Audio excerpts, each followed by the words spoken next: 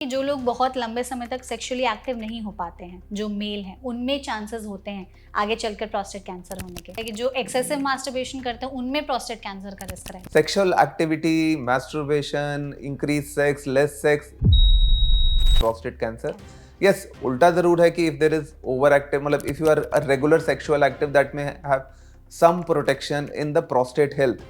Prostate अगर निकल गया तो उसके बाद फिर सेक्सुअल लाइफ अफेक्ट नहीं होती या फर्टिलिटी? अब जो सेक्सुअल एक्टिविटी है वो थोड़ा सा इफेक्ट हो सकती है, बिकॉज जब हम प्रोस्टेट कैंसर की सर्जरी करते हैं तो जो नर्व्स हैं वो नर्व सेम ही है जो हम प्रोस्टेट को सप्लाई कर रही हैं और जो हमें हेल्प भी करती हैं सेक्सुअल एक्ट। तो टेम्पररीली और कई बार लंबी देर तक भी सेक्सुअल एक्टिविटी अफेक्ट होती है, मतलब इरेक्शन और बाकी चीज़ों में प्रॉब्लम आ सकती है। कि प्रोस्टेट कैंसर हो गया तो क्या ये क्यूरेबल है, कभी ठीक किया जा सकता है? प्रोस्टेट कैंसर के life span runs in years, मतलब it the life span means after diagnosis जो तुम्हारा लाइफ है वो ईयर्स में होता है, एंड यूजुअली ये क्योर हो जाता है जब अर्ली स्टेजेस में होता है। लास्ट स्टेज में जब चला गया तो उस टाइम पर कुछ हमें लक्षण तो दिखाई देते होंगे जो हम समझ सकते हैं। जैसे कि पेशाब बार बार करना, रात को उठ के पेशाब जाना, या अर्जेंसी रहनी, जैसे कि आप उठे और पेशाब करने लगे उससे पहले कुछ ड्रॉप्स लीक हो गए आपके। अच्छा।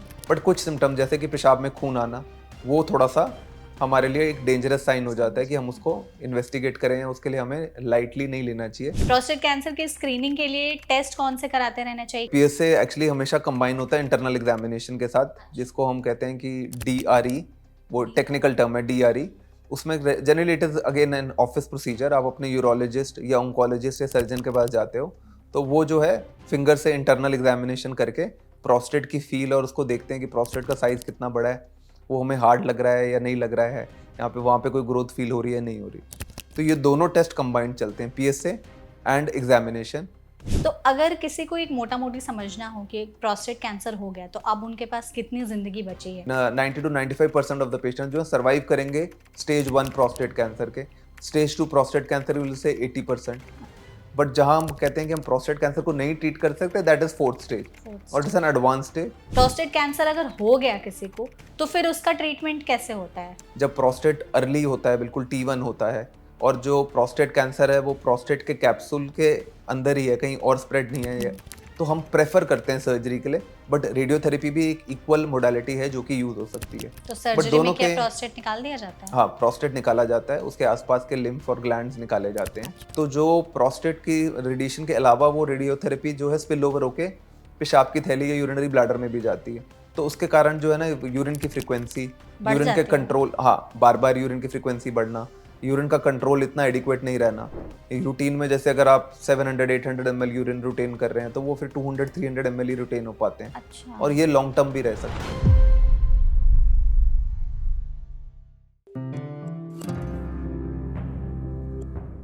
इंडिया में आज के समय में प्रोस्टेट कैंसर के जो केसेस है वो काफी ज्यादा बढ़ते जा रहे हैं। एक डेटा की माने तो हर साल 30 से 35 हजार केसेस प्रोस्टेट कैंसर के डिटेक्ट किए जाते हैं और इसे लेकर के अवेयरनेस जो है वो काफी ज्यादा कम भी है। इसलिए हमने आज इस सेशन को ऑर्गेनाइज किया है जिसमें हम प्रोस्टेट कैंसर के बारे में बातचीत करेंगे कि कैसे समय रहते इसके सिम्टम्स को पहचाना जा सकता है, क्या ये कैंसर क्यूरेबल है भी या नहीं है, हम अपनी लाइफस्टाइल में ऐसे क्या बदलाव कर सकते हैं जिससे प्रोस्टेट कैंसर के रिस्क को कम से कम रखा जा सकता है। इसके अलावा ऐसे कौन से टेस्ट है जो समय रहते कराने चाहिए और क्यों इसके केसेस जो है आज के समय में इतने ज़्यादा बढ़ रहे हैं। इसलिए सेशन में हमारे साथ एक बहुत ही सीनियर, बहुत ही स्पेशल गेस्ट मौजूद हैं जिनसे हम इस टॉपिक पर बहुत ही डिटेल में सारी जानकारी जानने की कोशिश करेंगे। हमारे साथ है डॉक्टर रणदीप सिंह जो कि डायरेक्टर हैं ऑन्कोलॉजी डिपार्टमेंट नारायणा हेल्थ में, जिनसे इस टॉपिक पर हम बहुत ही विस्तार से सब चीज़ जानने की कोशिश करेंगे। तो डॉक्टर, सबसे पहले तो इस सेशन में आपका बहुत बहुत स्वागत है। नमस्ते। थैंक यू सो मच हमारे साथ इस सेशन में जुड़ने के लिए और प्रोस्टेट कैंसर जैसे टॉपिक पर बात करने के लिए, क्योंकि आई थिंक ये जो कैंसर है सबसे पहले तो लोग इसके बारे में ज़्यादा जानते नहीं हैं, बातचीत नहीं करते हैं, और जब लोगों को पता चलता है तो उनको एक अलग सा शौक लगता है कि अच्छा इस तरह का कोई कैंसर भी होता है। साथ ही अवेयरनेस आई थिंक फैलाना बहुत ज़्यादा ज़रूरी है इसे लेकर। डॉक्टर, सबसे पहले आप यही बताइए कि आपको क्या लगता है आज के सिनेरियो में प्रोस्टेट कैंसर के केसेस क्यों इतने ज़्यादा बढ़ रहे हैं? देखो, प्रोस्टेट कैंसर जो एक डिजीज है वो एक ओल्ड एज का डिजीज है। क्लासिकली जो हम प्रोस्टेट कैंसर देखते हैं दैट इज अबाउट 60-70 के ऊपर। तो बेसिकली जैसे जैसे लॉन्गेविटी बढ़ रही है because of better health, better medical services available and a better life span, उसके कारण जो हमारी लाइफ स्पैन है, we see many people around us, अगर आप भी देखेंगे तो 60, 70, 80 के healthy people we see who are not dying because of any other disease, Correct. and then they suffer from prostate cancer. This is the primary reason. Hmm, secondary reason ये भी है कि जो अब अवेयरनेस है, डायग्नोस्टिक फैसिलिटी सिंपल है, and people as well as the doctors, I am a cancer specialist, but other speciality doctors like physicians, surgeons, they are also aware, and that can be treated well. So this is exactly. awareness, diagnosis, and definitely the more lifespan, people are living longer इसलिए. आपने कहा जैसे कि ये 60-70s में ज्यादा होता है, क्या अर्ली एज में भी प्रोस्टेट कैंसर हो सकता है? Yes, अर्ली एज में प्रोस्टेट कैंसर हो सकता है. The early we take it as less than 50. It Less can than be 50. 40, 30. It can be even 20, but 20 prostate cancer will be definitely not classical. जो हमारा prostate cancer होता है वो कभी नहीं होगा 20-30 में. ठीक है. Earliest prostate cancer we have seen at 40-45. जो क्लासिकल प्रोस्टेट कैंसर होता है उसका एक टेक्निकल टर्म होता है जिसको हम एडिनोकार्सिनोमा कहते हैं. अच्छा. वो जनरली 40-50 की एज में अर्ली होता है. above 50 we consider it as normal. ठीक है. ओके. But early में generally the causes are different. उसी पर ही थोड़ा सा हम डिस्कस करने की कोशिश करते हैं कि अगर किसी को समझना हो कि प्रोस्टेट कैंसर उन्हें क्यों हो गया, किस कारण से हो गया, तो क्या ऐसे रिस्क फैक्टर्स होते हैं जो आपको प्रोस्टेट कैंसर की तरफ धकेलते हैं? सबसे पहले तो old age and of course male sex, because prostate, हाँ this I mean many people are aware, but to reiterate, prostate जो gland है या जो anatomical चीज है वो सिर्फ मेल्स में होती है. So we never talk about that in females. और ये मतलब old age, हाँ, कैंसर भी मेल्स का ही है. हाँ, because वो organ ही मेल्स में available हाँ, है. It is like uterus is not there in the females, prostate is not there. Uterus is there in the female, and prostate is not in female. So it will be definitely a male. ठीक है. And it will be an old age. Then somewhere other risk factors जो हमारे दिमाग में हमेशा चलते हैं lifestyle related, वो इतना नहीं आते प्रोस्टेट कैंसर में. अच्छा. ओबेसिटी टू सम एक्सटेंट आ सकता है, but others like diet related, habits related, smoking, alcohol, वो सब जो है ब्लैडर कैंसर जो यूरिनरी ब्लैडर होता है उससे हो सकता है. प्रोस्टेट जो ग्लैंड है वो यूरिनरी ब्लैडर से सेपरेट होता है या पेशाब की थैली से सेपरेट होता है. वो उसमें लाइफस्टाइल्स का, डाइट का बहुत ज्यादा रोल नहीं है. सबसे age and second important role somewhere obesity बहुत ही वेगली रिलेटेड है, नॉट क्लासिकली कोई ऐसा डायरेक्ट रिलेशन नहीं है. And the third thing which is actually makes a difference is the genetics. This is a genetic cancer, मतलब कि ये फैमिलीज में रन हो सकता है. द फेमस जीन जो कि ब्रेस्ट कैंसर करती है वही प्रोस्टेट कैंसर से रिलेटेड है. तो जो फेमस जीन है that is called BRCA1 and 2, if you have heard about it, और that is the same gene जो ब्रेस्ट कैंसर करती है. वही जीन अगर हम इनहेरिट करते हैं हमारे पेरेंट्स से, ग्रैंड पेरेंट्स से, same gene can also cause prostate cancer. And usually जब हम बात कर रहे थे कि हम यंगर एज में देखते हैं लेस देन 50, तब कहीं ना कहीं हमारे माइंड में अगर फैमिली स्ट्रांग रहती है तो हम ये सोचते हैं कि फैमिली या जेनेटिक या जीन्स जो रन हो रही है हमारी, जो हमें इनहेरिट हुई है या मिली है हमारे पेरेंट्स से, ग्रैंड पेरेंट्स से, उसके कारण हो रहा है. ओके. लेकिन डॉक्टर बहुत सारे ना इसके अराउंड में और भी चर्चाएं होती हैं कि प्रोस्टेट कैंसर होने के कारण क्या है. हम आपसे कुछ रीजंस पूछेंगे, आप प्लीज बताइएगा कि क्या इसमें सच्चाई है या नहीं है. एक बोला जाता है कि जो लोग बहुत लंबे समय तक सेक्सुअली एक्टिव नहीं हो पाते हैं, जो मेल हैं, उनमें चांसेस होते हैं आगे चलकर प्रोस्टेट कैंसर होने के. सच्चाई है? सो सी, ऑलवेज जो हमेशा फील्ड में रहता है और मेडिकल फील्ड में तो खास है कि मिथ्स ज्यादा है और फैक्ट्स कम है. मतलब जो प्रेवेलेंट है, जो लोगों को पता है ज्यादा, वो हमेशा मिथ्स होते हैं और फैक्ट्स कम होते हैं. Sexual activity, masturbation, increase sex, less sex, there is no relation with prostate cancer. Yes, उल्टा जरूर है कि if there is over active, मतलब if you are a regular sexual active, that may have some protection in the prostate health. But that is not, मतलब the message is not कि be hyper sexual active, वो नहीं होना चाहिए. But sexual activity से कोई direct relation नहीं है of the prostate cancer. Yes, and if you are sexually active, prostate health में भी slightly on the better side. That's it. तो ये अच्छी चीज है वैसे. यस. तो मास्टरबेशन को लेके भी यही बोला जाता है कि जो एक्सेसिव मास्टरबेशन करते हैं उनमें प्रोस्टेट कैंसर का रिस्क रहता है. No relation there. That's any sort of sexual activity, whether it is self, खुद की है या फिर पार्टनर्स के साथ है या फिर किसी भी अदर मेल फीमेल पार्टनर्स के साथ है, इससे कोई रिलेशन उसका नहीं है. ओके. क्योंकि इसमें ये भी मतलब है कि अगर आप सेक्सुअली एक्टिव हैं तो एक है कि आप ज्यादा सेक्सुअली एक्टिव हैं तब भी आप में रिस्क है, एक है कि अगर आप नहीं हैं तब भी आप में रिस्क है प्रोस्टेट कैंसर. Both ways का. there is no relation with prostate cancer. If you are having a regular sexual activity, that may have some 5 to 10% impact of a better prostate health. ये आपकी prostate को अच्छा बनाता है. हाँ, but direct relation hyper cancer या से under, मतलब कम या ज्यादा, कोई रिलेशन नहीं है। नहीं है, ठीक है।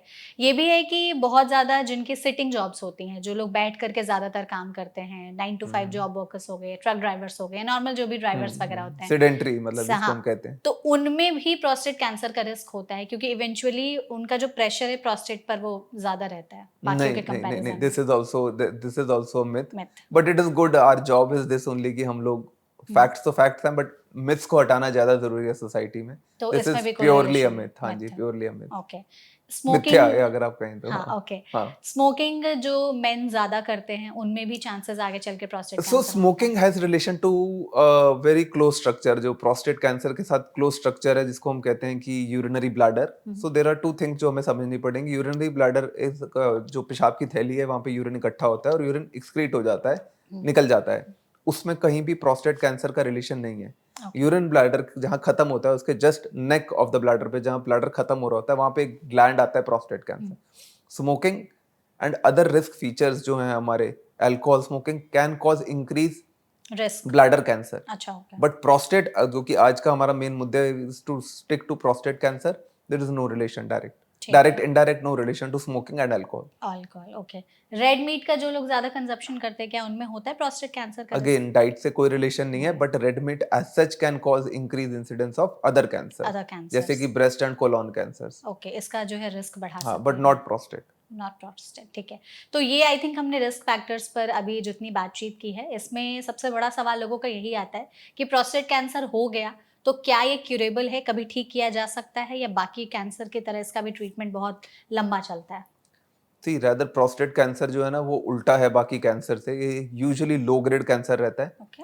प्रोस्टेट कैंसर के life span run in years, मतलब it the life span means after diagnosis जो तुम्हारा लाइफ है वो ईयर्स में होता है, एंड यूजुअली ये क्योर हो जाता है जब अर्ली स्टेजेस में होता है। अर्ली स्टेज में अगर हम पकड़ लेते हैं। एडवांस स्टेज या fourth stage, so there are 4 stages, जैसे हर ब्रेस्ट कैंसर, हर कोलोन कैंसर कैंसर की का होती होता है, है। इसकी भी 4 स्टेजेस होती हैं। फर्स्ट सेकंड स्टेज में द पेशेंट्स का जब भी हम लाइफ स्पैन असेस करते हैं, वी असेस फॉर 10 15 20 ईयर्स, मतलब life span is really very long, क्योंकि मतलब प्रोस्टेट कैंसर बहुत ही, yes cancer, please, prostate cancer अगर पहली और दूसरी स्टेज में पकड़ा गया तो 10-12 साल की लाइफ रहती है, 10 to ऐसा? 15 years तक हम, मतलब we take that the lifespan of a stage 1 prostate cancer will be 90% even at 10 years, ठीक है। मतलब that much it is good, मतलब 90% of the patients will survive in a 90 to 95% of the patients जो survive करेंगे stage 1 prostate cancer के, stage 2 prostate cancer will say 80%। अच्छा। so these early stages जहाँ पे जो कैंसर है वो प्रोस्टेट के अराउंड है, प्रोस्टेट के कैप्सूल और प्रोस्टेट के स्ट्रक्चर के अंदर ही है, उनमें जो लाइफ स्पैन है, that average life span can be as normal human being also, and it can run to 15-20 years. But जहां हम कहते हैं कि हम प्रोस्टेट कैंसर को नहीं ट्रीट कर सकते, that is fourth stage, fourth और it is stage. An advance stage, जब लास्ट प्रोस्टेट स्टेज है वो। कैंसर स्प्रेड होके बाकी ऑर्गन्स में गया हुआ है। तो कॉमनेस्ट ऑर्गन जहां प्रोस्टेट कैंसर जाता है इज कॉल्ड बोन्स, अच्छा। बैकबोन्स जो होती हैं, या spine, and then other bones in the body, that is the commonest, and then there are some uncommon sites जैसे कि लिवर एंड लंग, बट वो बहुत ही रेयर रहता है। ओके। जब हमारा कैंसर स्प्रेड होता है बोन्स में, लिवर या लंग या अदर ऑर्गन्स में, जो कि पेल्विस के बाहर है, पेल्विस इज जो इज द ऑर्गन जहाँ सिचुएटेड है, उससे बाहर जब हमारा कैंसर स्प्रेड हो जाता है, देन इट इज इनक्योरेबल। तो आपने जैसे कहा कि अगर अर्ली डायग्नोज कर लिया जाए प्रोस्टेट कैंसर का शुरुआत के पहले और दूसरे स्टेज में, तो 80-90% सर्वाइवल के चांसेस रहते हैं। यस, लास्ट स्टेज में अगर पकड़ा जाता है तो मुश्किल होता है, तब भी जब कैंसर दूसरे बॉडी ऑर्गन्स में फैल जाता है। तो आपने बताया कि जैसे बोन्स में फैल सकता है, लिवर में, लंग्स में भी फैल सकता है प्रोस्टेट। तो प्रोस्टेट कैंसर लास्ट स्टेज में जब चला गया तो उस टाइम पर कुछ हमें लक्षण तो दिखाई देते होंगे जो हम समझ सकते हैं। तो अगर किसी को समझने हो लक्षण ही कि शुरुआती स्टेज में क्या लक्षण है या एकदम एडवांस स्टेज में क्या लक्षण हो रहे प्रोस्टेट कैंसर के, तो वो क्या होंगे? देखो शुरू की स्टेजेस में जो लक्षण आते हैं ना, वो यूजुअली यूरिन की फ्रीक्वेंसी से रिलेटेड होते हैं, मतलब कि पेशाब बार बार जाके पास करना, रात को पेशाब करना। और उसके अंदर एक और प्रॉब्लम है कि जो ये सिम्टम्स है, ये हमारे एक डिसऑर्डर और होता है बीपीएच, मतलब BPH is called prostate benign enlarge. Prostate enlargement, हाँ। मतलब उसमें सिर्फ प्रोस्टेट बड़ा होता है, जो कि एक नॉर्मल फिजियोलॉजिकल प्रोसेस है, मतलब कि नॉर्मल एज में जैसे जैसे जैसे उम्र अगर एक बढ़ती मेन की है। एज, हाँ, उम्र बढ़ती जाएगी, 40 से लेके 50 60 70 80 होगी, प्रोस्टेट प्रोस्टेट धीरे धीरे बढ़ता साइज में जाएगा। बड़ा होता रहेगा, बट वो कभी कैंसरस नहीं होगा और वो कभी कैंसरस। स्प्रेड नहीं होगा। इसको हम कहते हैं benign BPH, okay. Simple remember करने के लिए। अब जो बीपीएच के लक्षण है और जो प्रोस्टेट कैंसर के लक्षण है शुरू में सेम हो सकते हैं। ओके। जैसे कि पेशाब बार बार करना, रात को उठ के पेशाब जाना, या अर्जेंसी रहनी, जैसे कि आप उठे और पेशाब करने लगे उससे पहले कुछ ड्रॉप्स लीक हो गए आपके। अच्छा। ये सिम्टम्स प्रोस्टेट इनलार्जमेंट के होते हैं, जो कि प्रोस्टेट इनलार्जमेंट चाहे वो बिनाइन के कारण प्रोस्टेट का साइज बढ़ गया हो या फिर वो कैंसर के कारण बढ़ गया हो, ये सिम्टम्स आएंगे। बट कुछ सिम्टम जैसे कि पेशाब में खून आना, वो थोड़ा सा हमारे लिए एक डेंजरस साइन हो जाता है कि हम उसको इन्वेस्टिगेट करें, उसके लिए हमें लाइटली नहीं लेना चाहिए। हालांकि ये सारे सिम्टम्स कोरिलेटेड है, लाइक पेशाब में खून आना कैन बी बिकॉज कि अगर यूरिन में इन्फेक्शन हो गया आपको तो भी आ सकता है। कई बार किडनी प्रॉब्लम की हाँ, वजह से भी किडनी में ऐसा स्टोन हो गया तो भी आ सकता है। हम्म, अगर ब्लैडर के अंदर कैंसर है या ब्लैडर में स्टोन है तो भी आ तो सकता भी है, आ बट सकता है। इसको निग्लेक्ट नहीं करना चाहिए। सो अगर आपको यूरिन की फ्रीक्वेंसीज बार बार हो रही हैं, अर्जेंसी मतलब कि उठ के जाना और बीच में लीकेज हो रहा है, या फिर आपको यूरिन में ब्लड आ रहा है, ये सारे अर्ली सिम्टम्स हैं। उसके बाद जब प्रोस्टेट का स्प्रेड होना शुरू करता है सराउंडिंग स्ट्रक्चर्स में, तो पेन होना शुरू हो सकता है हमें पेल्विक में, लोअर बॉडी पार्ट पे, या लोअर पेल्विस जो लोएस्ट पार्ट है हमारा बॉडी का नीचे, वहां पेन हो सकता है। ओके।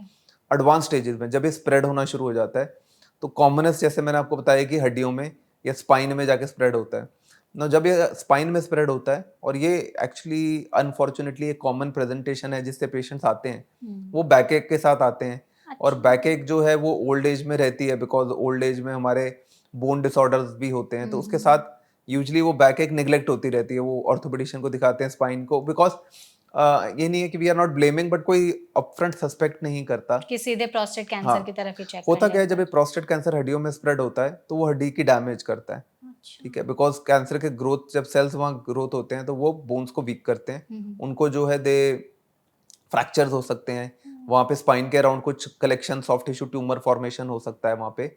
ये सब जब चीजें होती हैं तो हमारी बैक एक और वो पेन बैक से लेके लेग्स में जाना, या फिर कई बार हम अगर एक्सरे कुछ कराएं तो वर्टिब्रा जो हमारा हड्डी का, या जिसको जो हम मन का भी कहते हैं कॉमन लैंग्वेज में, वो थोड़ा कंप्रेस हो जाना है। ये सारे लेट सिम्टम्स हैं। ओके। लिवर एंड लंग बहुत रेयर होता है, फेफड़ों में जाके अगर स्प्रेड होगा तो उसमें कफ और ब्रेथलेसनेस होगी, बट वो बहुत रेयर, बहुत ही लेट स्टेजेस में। लेट आई स्टेजेस थिंक में हमें उसकी नहीं बात, कॉमन बातों में हमें हड्डियों का बैक एक बोनी पेन्स मतलब हड्डियों में दर्द होना, बैक में दर्द होना, बट प्रॉब्लम ये आती है कि ये सिम्टम्स इतने डायग्नोस नहीं हो वेग हैं पाता कि हम है। लोग, हाँ, तो it is like, so the message is be aware and danger signs are कि अगर पेशाब में आपको खून आ रहा है, सेकंड आपको परसिस्टेंटली नीचे पेन रह रहा है, और बैक एक रह रहा है जिसका नहीं कारण पता लग रहा है, या आप ऑर्थोपेडिशियन को या अपने जो भी स्पेशलिस्ट को दिखा रहे हो और वो लोकल एक्सरे या एमआरआई कर रहे हैं और उसमें हल्का सा भी डाउट आ रहा है, देन बी विजिलेंट। ओके। तो अगर लग रहा है कि प्रोस्टेट कैंसर के ये लक्षण हो सकते हैं, तो किस डॉक्टर के पास जाकर के जांच कराना चाहिए, क्योंकि लोगों को इसमें भी बहुत ज्यादा कंफ्यूजन रहती है। देखिए, जनरली जो स्पेशलिटीज हैं जो प्रोस्टेट से डील करती हैं वो तो यूरोलॉजी है। Urology is the first speciality ठीक है। जिसको हम कहते हैं कि यूरोलॉजिस्ट को दिखाओ। बट ऐसा नहीं है, क्योंकि अब यूरिन का इन्फेक्शन है तो उसमें यूरोलॉजिस्ट पर से नहीं रोल आता। तो अब लोकल अपने जो रूटीन फैमिली फिजिशियंस हैं जो आपके टच में हैं, वो उनको आप पहले मिल लो। और अगर आपको रिपीटेडली यूरिन प्रॉब्लम्स रह रही हैं तो यूरोलॉजिस्ट को। एंड यस, अगर हल्का सा भी डाउट आता है यूरोलॉजी की तरफ से भी कि ऐसे कैंसरस की तरफ जा रहा है किसी भी का, अगर यूरिनरी ट्रैक्ट का या पेशाब के रास्ते का, जिसका प्रोस्टेट एक भाग है इनडायरेक्टली, तो then you shall come and see the oncologist. Oncologist, okay. अच्छा डॉक्टर, ये बताइए कि क्या प्रोस्टेट कैंसर अगर हो गया, तो आपने कहा कि इस स्टेज पर इतने सर्वाइवल चांसेस होते हैं। हम अगर चाहते हैं, या जो भी ऑडियंस हमारे इस वीडियो को देख रही हैं, अगर वो मेन चाहते हैं कि उन्हें प्रोस्टेट कैंसर हो ही ना, तो इसको प्रिवेंट करने के लिए फिर वो क्या चीज़ें अपना सकते हैं? देखो, जो वो क्लासिकल सेइंग है prevention is better than cure, cure. वो प्रोस्टेट के लिए अप्लाई नहीं होती है, बाकी सबके लिए होती है, ब्रेस्ट के लिए, कोलोन के लिए। अच्छा। एंड जब हम हेल्दी लाइफस्टाइल की बात करते हैं और जब भी हम लकी रहते हैं कि आप हमें चांसेस देते हैं हम यहाँ आके बात करें, तो डेफिनेटली हम भी चाहते हैं कि हेल्दी लाइफस्टाइल रहे, हेल्दी वेट रहे, बिकॉज वो बाकी कैंसर्स के लिए प्रिवेंट करता है। बिल्कुल। जैसे कि कोलोन कैंसर एक क्लासिकल एग्जांपल है मेल्स में जो बढ़ रहा है। बट डायरेक्टली अगर हम प्रिवेंशन के लिए प्रोस्टेट के लिए बात करें तो कोई एक ऐसा सिंगल स्टेप नहीं है। But yes, regular exercises 30 minutes a day minimum to 45 minutes और 1 hour, and then diet and weight and less of alcohol, less of tobacco, these ये जो रूटीन लाइफस्टाइल हैबिट्स हैं वो लॉन्ग टर्म में आपको help करती हैं आपकी बॉडी फिट रखने में।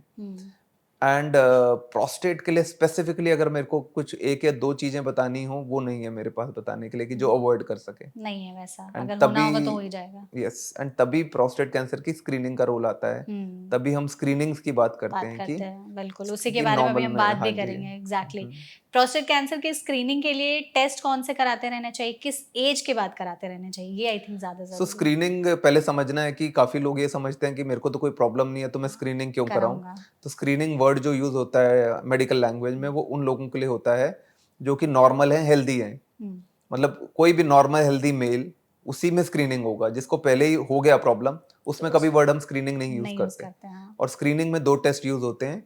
एक तो होता है पीएसए। पीएसए पीएसए क्या है? टेस्ट, पीएसए एक तरह का हार्मोन है जो प्रोस्टेट से ही रिलीज होता है बॉडी में। ठीक है। और उसके लेवल्स हम ब्लड से चेक करते हैं। एक सिंपल ब्लड सैंपल विड्रॉ होता है जैसे हम अपना हीमोग्लोबिन चेक कराते हैं, हम्म, किडनी के या लिवर फंक्शन टेस्ट कराते हैं।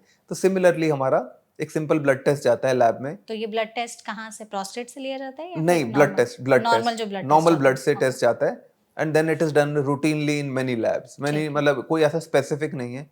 At least 100 labs are doing this test hmm, and easily available है। ठीक है। So that is and it is cheap also. सो कितना एक कॉस्ट होगा इसका फिर भी? Depending upon 1000 to 2000 rupees. 1000-2000 में टेस्ट हो हाँ, जाता है, यस ठीक यस। है। So this is the PSA. और रिजल्ट कब तक सेकंड आ इज जाते हैं इसके? 1 डे। एक दिन में आ हाँ, जाता है, मैक्सिमम 2 days। 1 मैक्सिमम to 2 2 दिन, days। मतलब 1 से 2 दिन में 1000-2000 के अंदर पीएसए टेस्ट हो जाता है। यस। तो रिपोर्ट्स आते हैं, तो रिपोर्ट्स में भी कुछ अबनॉर्मलिटीज देखी जाती हैं पता करने के सेकंड लिए? वो रह गया। पीएसए एक्चुअली हमेशा कंबाइन होता है इंटरनल एग्जामिनेशन के साथ अच्छा, जिसको हम कहते हैं कि डीआरई।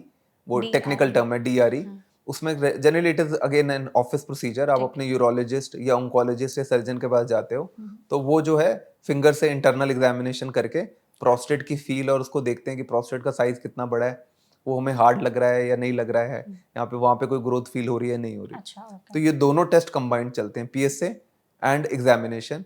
बट जनरली हम पहले पीएसए कराते हैं और फिर इंटरनल एग्जामिनेशन करते हैं क्योंकि इंटरनल एग्जामिनेशन पे काफी लोग भूल जाते हैं इंक्लूडिंग डॉक्टर्स कि इंटरनल एग्जामिनेशन में हम प्रोस्टेट को रब करते हैं जब हम फील कर रहे होते हैं, उससे भी माइल्ड राइज आ जाता है पीएसए का। तो अच्छा, always we do a PSA and then हम उसके बाद इंटरनल इंटरनल एग्जामिनेशन। एग्जामिनेशन। और ये दोनों ही इकट्ठे होने चाहिए। आपने एज ग्रुप की बात करी। Age group is from the age of 50 till the 50 age साल। Of 70 years.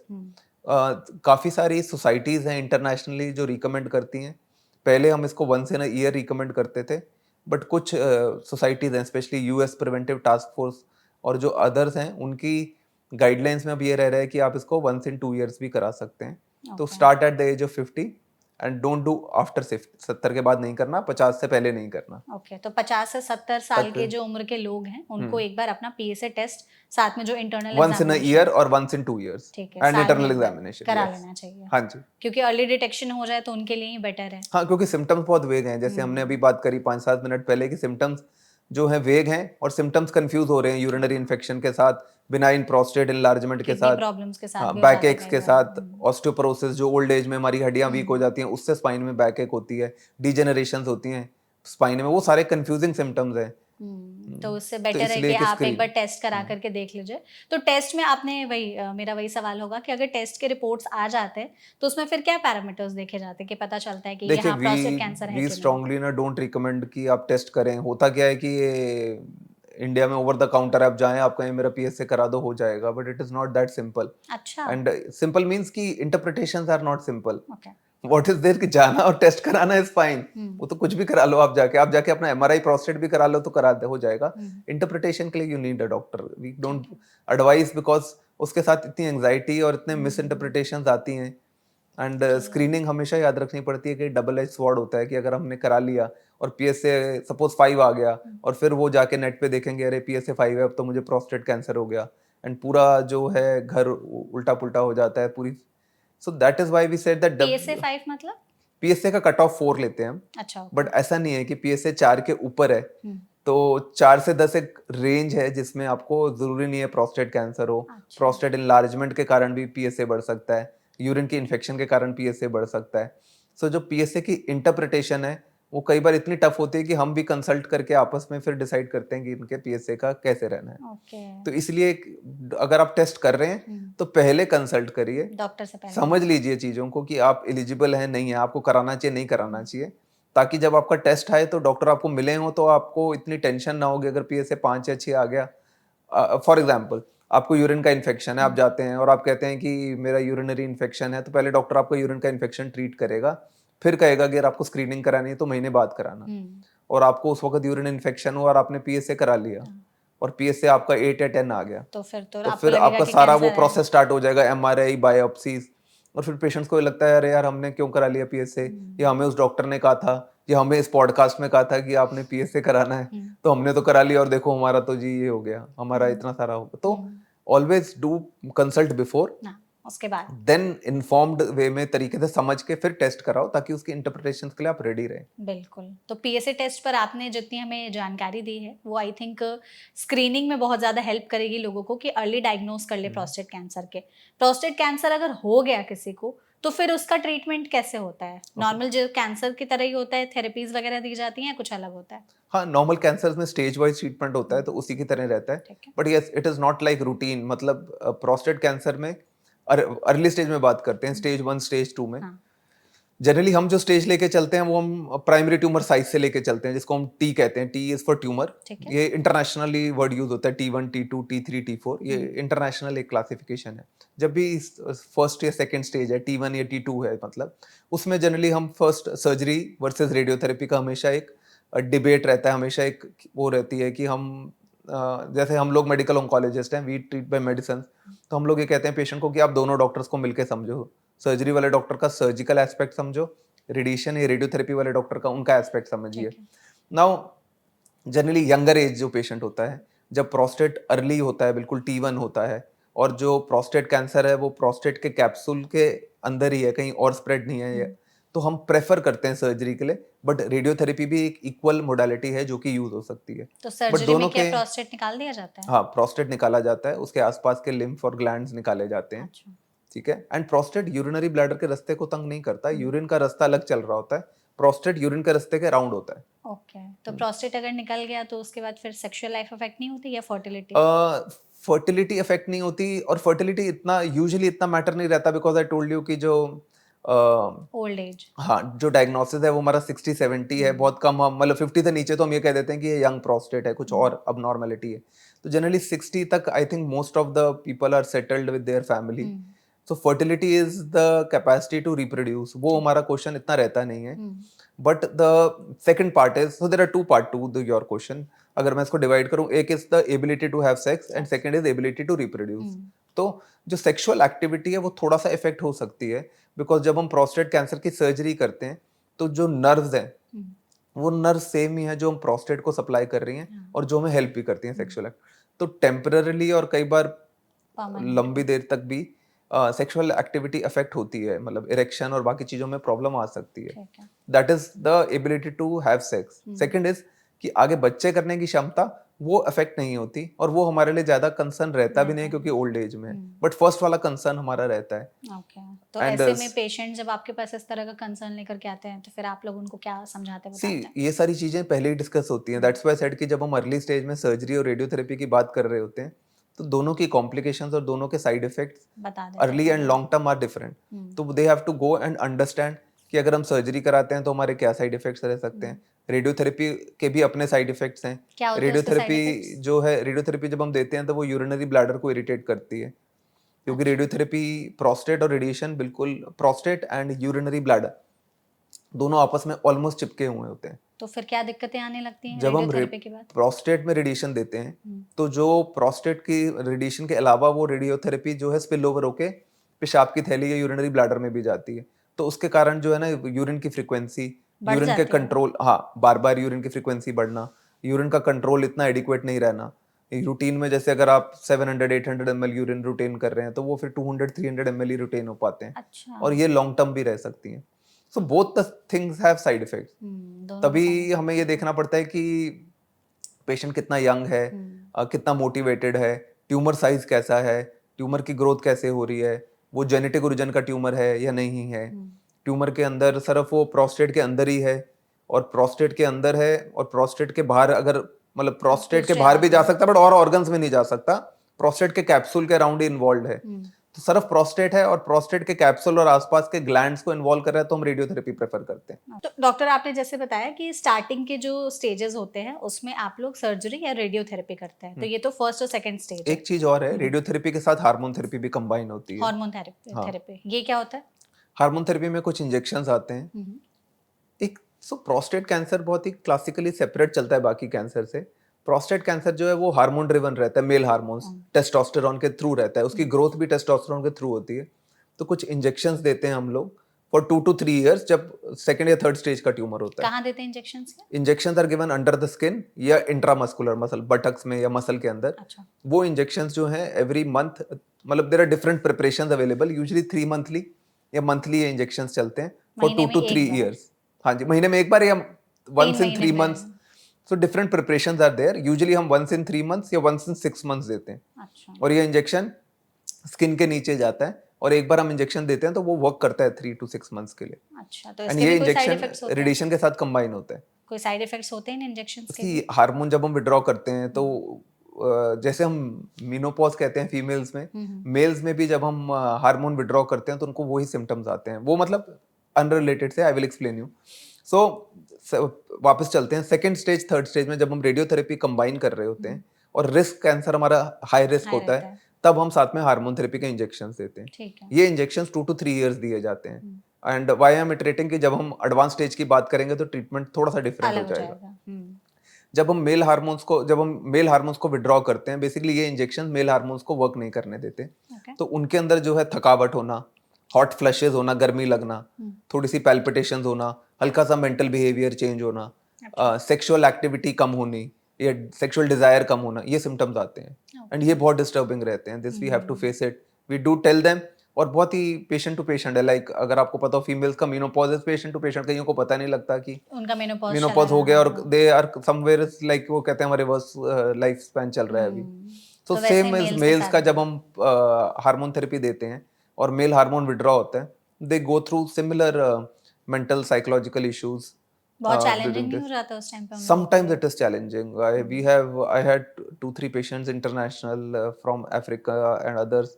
They really were so upset कि सर आपने बताया था but we never expected this will happen. हो ही जाएगा And हमारे then साथ। and then they usually take the treatment. Everything went is well. We told them कि okay you go back to your country, and when they call us back for a video consult, तो it becomes difficult because face to face भी नहीं बैठे होते and routine में touch भी नहीं हो पाता उनका हमसे।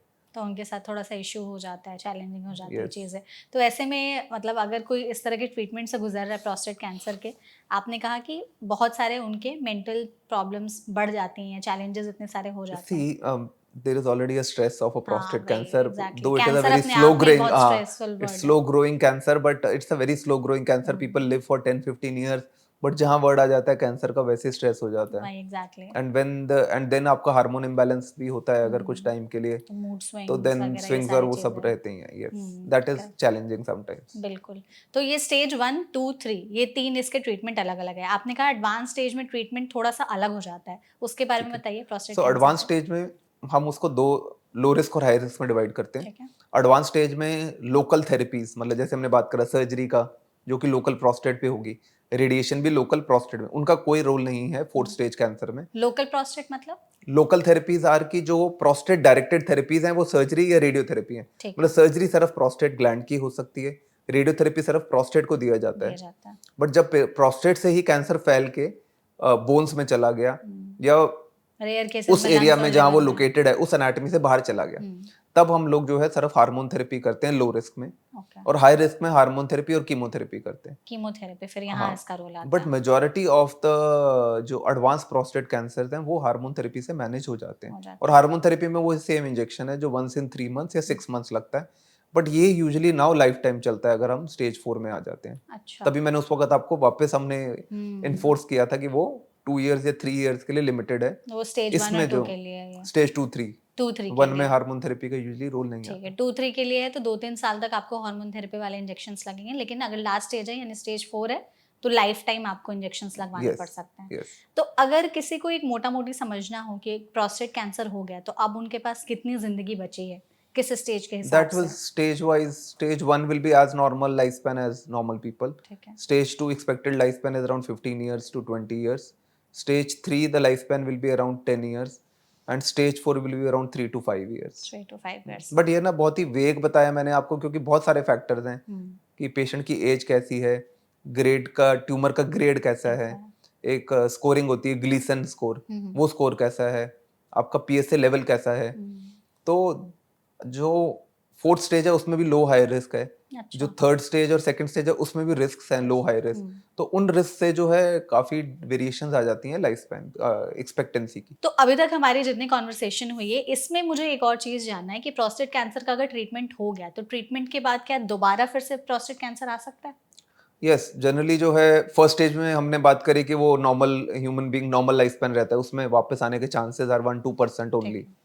Second stage third stage onward जो है रिलैप्स के चांसेस आ जाते हैं, बट वो जनरली लेस देन 10% रहते हैं। और कितने टाइम में आ सकते हैं? That is difficult to say, but usually first 2 to 3 years, but we have seen कि हाँ मतलब 2 से 3 साल में तो बहुत ही वेरीड है, मतलब बहुत सारे फीचर्स इस पे डिपेंडेंट हैं, बट यूजुअली रिलैप्सेस जो प्रोस्टेट कैंसर के हैं वो 2 से 3 साल में भी हो सकते हैं, 8 to 10 years में भी हो सकते हैं। और लास्ट स्टेज का अगर होगा कैंसर? लास्ट स्टेज में यूजुअली हम क्योर की बात नहीं करते, मतलब कि बॉडी में कहीं ना कहीं प्रोस्टेट कैंसर के सेल्स हैं ही हैं, तो अगर वो कंप्लीट क्योर भी हो गया है तो भी हम उसको मान के चलते हैं कि वो बॉडी में है, तो उसमें वापस आने की क्वेश्चन नहीं उठता। क्वेश्चन वापस आने का सेकंड या थर्ड स्टेज में उठता है, क्योंकि सेकंड या थर्ड स्टेज में ही हम बात कर रहे होते हैं कि हम उसको क्योर कर चुके हैं। क्योर वर्ड हम तब यूज करते हैं कि जब वो बिल्कुल बॉडी से खत्म है, अभी नहीं है। सेकंड या थर्ड स्टेज में जब क्योर हो जाता है फिर वो वापस आ सकता है, which can be 3 years to 2 to 3 years, और it can be more also 5 to 8 years पे भी रिलैप्स हो सकता है। उसका वर्ड होता है रिलैप्स की वापस आ गया। तो फिर से ट्रीटमेंट सब वैसे ही चलेगा दोबारा अगर दैट डिपेंड्स। अगर हम लोकल रिलैप्स हुआ है और हमने पहले सर्जरी से ट्रीट किया था उसको, और लोकल रिलैप्स हुआ है तो हम रेडियोथेरेपी लोकल देते हैं, मतलब लोकल वर्ड इज जहाँ प्रोस्टेट कैंसर था वहीं पर देते हैं। और ऑपोजिट भी है कि अगर हमने पहले रेडिएशन से ट्रीट किया था तो हम कोशिश करते हैं कि सर्जरी से हो जाए। सेम जगह पर ही आता है अगर रिलैप्स होता है प्रोस्टेट कैंसर, या अलग जगह भी आ सकता है? दोनों, अलग भी आ सकता है, सेम भी आ सकता है। सो अगर प्रोस्टेट कैंसर है और हमने प्रोस्टेट को रिमूव कर दिया तो फिर क्वेश्चन पेशेंट्स का होता है कि सर ये वापस कहाँ आया, तो उसके बेड में वापस आता है जहाँ प्रोस्टेट सिचुएटेड था। वो प्रोस्टेट वहां से रिमूव हो गया, बट बाकी एनाटॉमी बाकी बॉडी का स्ट्रक्चर तो वहीं का वहीं है। ठीक है, जैसे ब्रेस्ट का बेड क्या है, ब्रेस्ट का बेड है चेस्ट वॉल, वो चेस्ट वॉल के ऊपर ऑर्गन डेवलप हुआ है। उसी तरह से प्रोस्टेट का भी बेड है, उसमें जब वापस आता है और हमने सर्जरी करके प्रोस्टेट को रिमूव कर दिया तो बेड के वहां हम रेडियोथेरेपी दे सकते हैं। ओके, तो दोबारा अगर प्रोस्टेट कैंसर हो रहा है तो वो थोड़ा ज्यादा डेंजरस है, डेडली नहीं होता है? सी अगेन, जब वापस रिलैप्स होता है तो अगर लोकल रिलैप्स है तो उसमें फिर हम एक्सपेक्ट कर सकते हैं लॉन्ग टर्म कंट्रोल का। बट आपने दूसरा बोला कि रिलैप्स वहीं आता है, कहीं और भी हो सकता है। रिलैप्स वापस ट्यूमर जो कहीं और भी आ सकता है, और कहीं और आने का again commonest reason is bones, हड्डियों में स्प्रेड हो सकता है। जब वहां आता है तो फिर वो अगेन वो क्योर की चांसेस नहीं होते, और उस स्टेज में फिर हम वहां पे थेरेपी नहीं देते, वहां पे मतलब सर्जरी रेडियोथेरेपी का रोल नहीं रहता।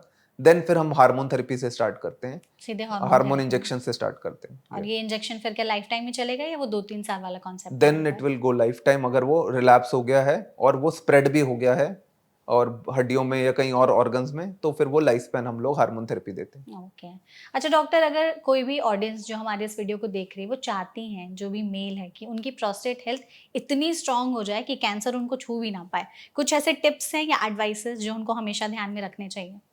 सी कोई पर्टिकुलर टिप तो नहीं है, only thing I can say is कि we shall be open prostate cancer screening के लिए, बट अपने आप स्क्रीनिंग प्लीज मत कराना। उसके प्रोज कौन समझ के अपने यूरोलॉजिस्ट से और कैंसर स्पेशलिस्ट से तभी ऑप्ट करना, बिकॉज हम हमेशा कहते हैं कि जब आप स्क्रीनिंग के लिए जा रहे होते हैं you are opening a Pandora box, कई पॉसिबिलिटीज खुल जाती हैं, तो be open. So tip is don't do self diagnosis, self screening मत करिए। एंड देन रेगुलर हाइजीन, जैसे फीमेल्स के लिए पर्सनल हाइजीन इंपॉर्टेंट है, मेल्स के लिए भी पर्सनल हाइजीन इंपॉर्टेंट है। And healthy lifestyle which helps you for anything, मतलब आपका अगर हेल्दी लाइफस्टाइल और हेल्दी डाइट है तो वो पूरी बॉडी इज लाइक एन इमारत जिसको स्ट्रॉन्ग रखता है, and it may prevent you from prostate cancer, may not, but आपकी हेल्थ में prevent you from many other disorders, cancerous and non cancerous. अच्छा, एक और रहता है कि जैसे मतलब लोगों को लगता है कि खाने से रिलेटेड अगर हम बात करें तो, क्योंकि हमारी ऑडियंस को ये चीज़ जानना बहुत वो रहता है कि प्रोस्टेट हेल्थ अगर वो चाहते हैं उनकी अच्छी रहे, कुछ ऐसे डाइट में चीज़ें हैं जो शामिल कर सकते हैं वो? नहीं, जस्ट टेक हेल्थी डाइट। कोई पर्टिकुलर डाइट में ऐसा कोई भी विटामिन या कोई भी ऐसा प्रोडक्ट नहीं है जो प्रोस्टेट कैंसर करे या रिमूव या कम कर दे या बढ़ा दे।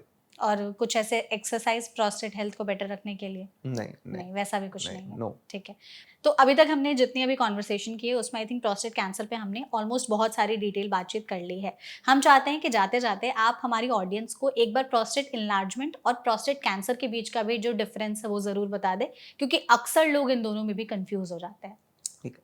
जहाँ तक हम प्रोस्टेट इनलार्जमेंट की बात करते हैं, जिसको हमने बीपीएच कहा, जो कि बिनाइन प्रोस्टेट की इनलार्जमेंट है, वो नॉर्मल है। जैसे जैसे हम एज में बढ़ते हैं, हमारे बाल सफेद होते हैं, वैसे ही वैसे हमारा प्रोस्टेट बड़ा होता है। बट ये प्रोस्टेट वाला जो इनलार्जमेंट है, ये यूरिनरी सिम्टम्स कर सकता है, जो हमने पहले भी बात करी डिस्कस थी। किया था। और वो सिम्टम्स को हमें ट्रीट करने के लिए यूरोलॉजिस्ट के पास जाना भी पड़ता है, बट ये जनरली कैंसर में कन्वर्ट नहीं होता। और जो प्रोस्टेट कैंसर है, वो भी ओल्ड एज का डिजीज है। उसमें भी प्रोस्टेट इनलार्ज होता है, बट वो पेरिफेरल इनलार्जमेंट होती है, वो इतने यूरिनरी सिम्टम्स नहीं करता। और उसमें कॉमनली डिटेक्शन के लिए पीएसए ही है। और वो कैंसर अगर हम उसको निग्लेक्ट करते हैं, तो वो धीरे धीरे स्प्रेड होके प्रोस्टेट में, उसके ग्लैंड्स में, बोन्स में, लिवर, लंग्स में जा सकता है। बट जो बिनाइन प्रोस्टेट है, वो सिर्फ हमारे यूरिनरी सिम्टम्स ही करेगा, वो कहीं स्प्रेड नहीं होगा। बिल्कुल। तो आई थिंक डॉक्टर इस सेशन में हमने प्रोस्टेट कैंसर पे बहुत अच्छी खासी बातचीत की है। आपने हर एक एस्पेक्ट को हमें बहुत ही सरल भाषा में समझाया है कि सिम्टम्स क्या है, रिस्क फैक्टर क्या है, प्रिवेंशन के लिए ट्रीटमेंट पर भी हमने बहुत ही डिटेल बातचीत की है। थैंक यू सो मच इस सेशन में हमारे साथ जुड़ने के लिए। I hope you enjoyed the session. Thank you for having me here. Thank you so much. And audience, अगर आपको ये वीडियो अच्छी लगी हो तो इसे शेयर ज़रूर करिएगा। प्रोस्टेट कैंसर से रिलेटेड अगर आपके मन में कोई और सवाल रह गए हों तो आप कमेंट सेक्शन के जरिए हमसे पूछ सकते हैं। हम पूरी कोशिश करेंगे उन सभी सवालों के जवाब देने के। ऐसे और भी हेल्थ रिलेटेड पॉडकास्ट के लिए हमारे चैनल NBT लाइफ को सब्सक्राइब करना ना भूलें। Thank you.